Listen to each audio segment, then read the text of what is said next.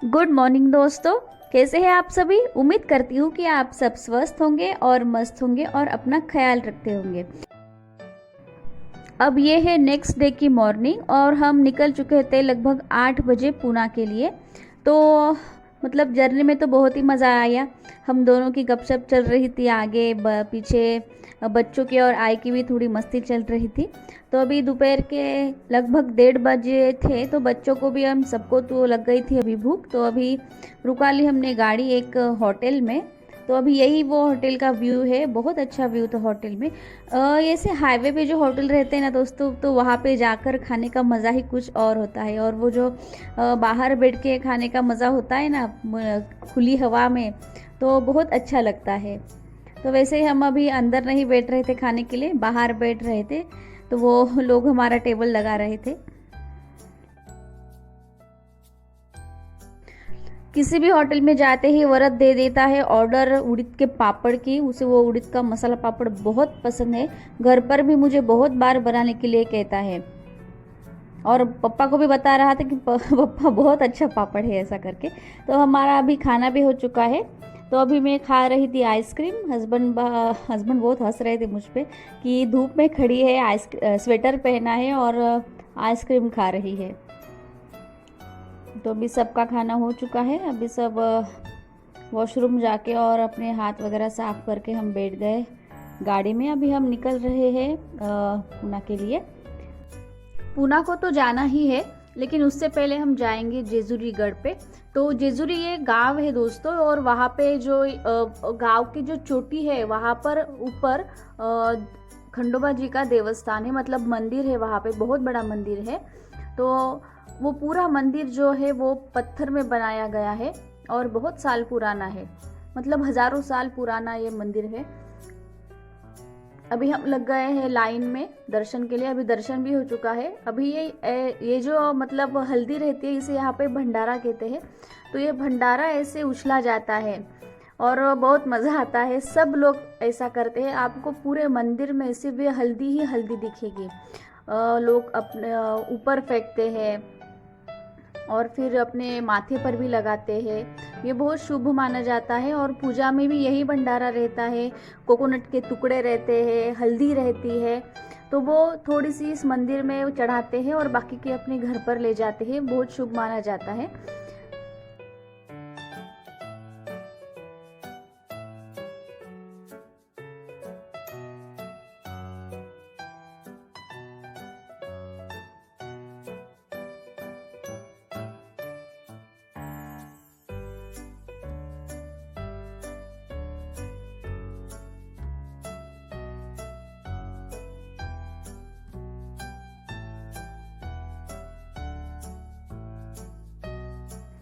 ऐसा माना जाता है कि ये जो अपना मृत्यु लोक है, मतलब अपनी ये धरती है, तो यहाँ का ये दूसरा कैलाश शिखर है, इसलिए इसे बहुत ही मतलब महत्व है। और खंडोबा मतलब शिवजी के अवतारों में से एक अवतार माना जाता है, इसलिए इसे बहुत महत्व दिया गया है।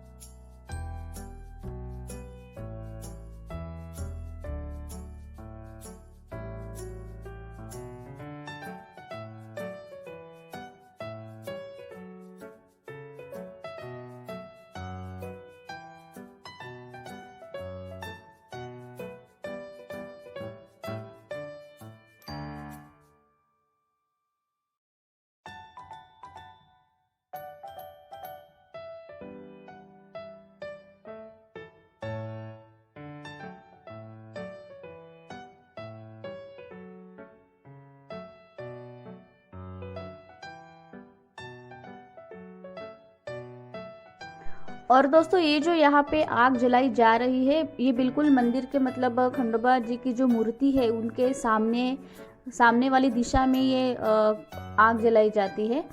तो ऐसा कहा जाता है कि वहाँ पे तेल डालकर आग जलने से तो हमारे घर की जो ईड़ा पीड़ा रहती है, जो बाधा रहती है, वो नष्ट हो जाती है।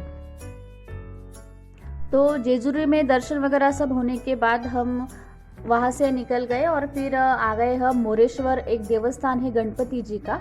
वहाँ पर मतलब जैसे हम 12 ज्योतिर्लिंग कहते हैं शिव जी के जो है, तो वैसे ही गणपति जी के 8 प्रमुख देवस्थान है जिन्हें हम महाराष्ट्र में अष्टविनायक कहते हैं। तो उनमें से ही एक ये मोरेश्वर करके देवस्थान है। मतलब मोरेश्वर गणपति जी का नाम है यहाँ के, और वो मोरगांव करके एक गांव है, वहीं पे वो स्थित है और उनको मोरेश्वर ये नाम दिया गया है। तो वहीं पर भी हमारे दर्शन हो चुके हैं। अभी हम आ गए हैं होटल में डिनर के लिए। तो डिनर करने के बाद हम जाएंगे दोंड यहाँ से लगभग 25 किलोमीटर पर है। वहाँ पर मेरे छोटे ससुर जी रहते हैं, उनके यहाँ जाना है। अभी हमें रात को हम वहीं रुकेंगे, उनके यहाँ तो खाना खाकर ही जाएंगे, क्योंकि दोंड को पहुँचते लगभग 11 बज जाएंगे।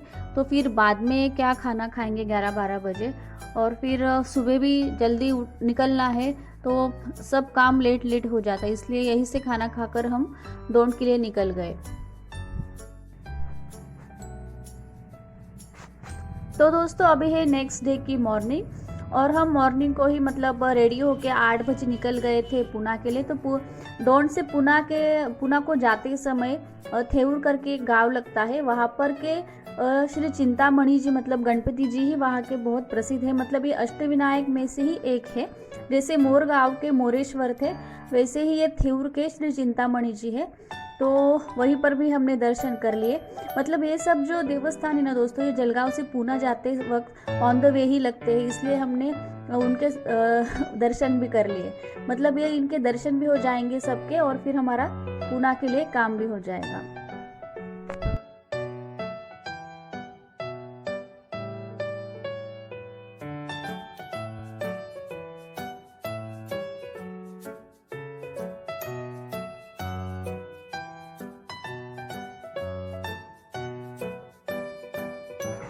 फाइनली हम अभी पुणे पहुंच चुके थे लगभग 10 साढ़े 10 बजे। तो हमारा काम भी लगभग हो ही चुका था, मेरा तो हो चुका था, लेकिन अजय का थोड़ा बाकी था। तो अजय जब तक अपना काम फिनिश करते हैं, तब तक मैंने क्या किया, यहाँ पर एक आगा खान पैलेस करके एक म्यूजियम है, जहाँ पे गांधी जी की सब जीवन शैली पर ये मतलब सब चीज़ें हैं यहाँ पे। तो उसका म्यूजियम है। तो मैंने सोचा जहाँ पर हमारा काम था उसके पास ही था ये, मतलब थोड़ी सी ही दूरी पर था, लेकिन ठीक है, इधर उधर टाइम पास करने के बजाय चलो यहीं पे बच्चों को भी घुमा के ले आते हैं। और फिर हम भी चले गए थे। तो ये है ये आगा खान पैलेस करके, ये बहुत बड़ा एरिया है। बाद में अजय भी उनका काम फिनिश करके यहाँ पर आ गए थे।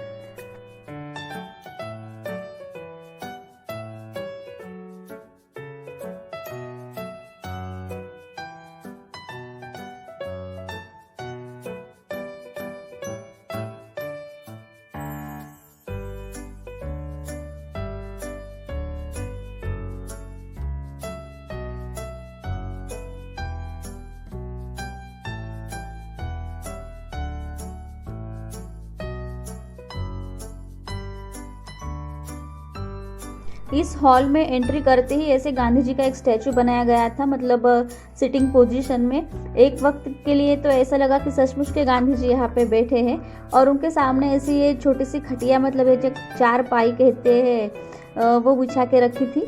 तो वरत वहाँ पे बैठ गया, और जो लोग देखने आ रहे थे उनमें से छोटे मोटे बच्चे सब यहाँ पे बैठकर मज़ा ले रहे थे।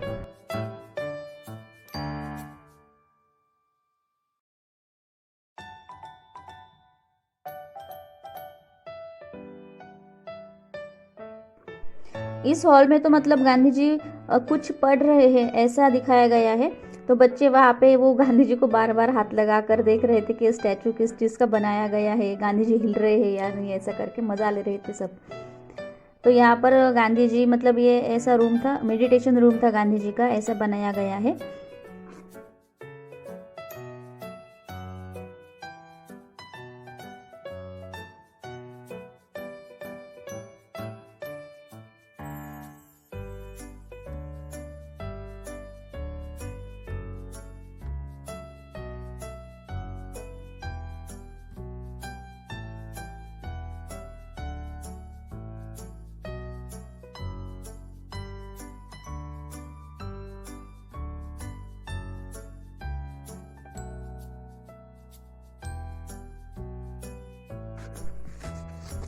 तो भाई यहाँ पे चल रहा था भूमि का फोटोशूट, जो व्रत कर रहा था। भूमि उसे अलग अलग पोजीशन से फ़ोटो खिंचवा रही थी अपने। यहाँ पर ये मतलब खिड़कियाँ है, सब कुछ है, दरवाजे थे अच्छे अच्छे, तो वहीं पे दोनों फ़ोटोशूट कर रहे थे। और यहाँ पर भूमि ने आजी को भी बता दिया कि आजी मेरा ऐसा फ़ोटो निकालो करके, आजी को भी सिखा दिया फ़ोटो निकालना। तो उसके आजी ने भी उसके फ़ोटो निकाल दिए। और फिर यहाँ पर आ गए हमारे व्रत साहब, जो चढ़ रहे थे एक झाड़ पर, और दीदी को कह रहा था कि दीदी चढ़ते समय मेरा फ़ोटो निकालो ऐसा करके, अलग अलग पोजीशन में। ये देखो यहाँ का जो गार्डन है दोस्तों, ये यहाँ के लोगों ने बहुत अच्छी तरह से मेंटेन किया गया था। क्लीनिंग का काम तो मतलब कंटिन्यू चल ही रहा था। और यहाँ पर बहुत सारे प्लांट्स है, फ्लावर्स है, और ये आसमान देखिए यहाँ का। तो फिर वहाँ से हम आ गए थे त्र्यंबकेश्वर को। त्र्यंबकेश्वर ये नासिक के पास है। ब्रह्मगिरी पर्वत पर ये त्र्यंबकेश्वर ज्योतिर्लिंग स्थित है।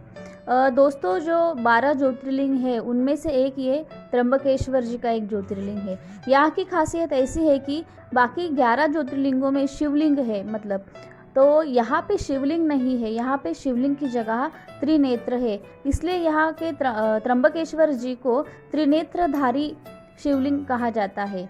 ये देखिए, बाद में मैं आपको पास से भी दिखाऊंगी।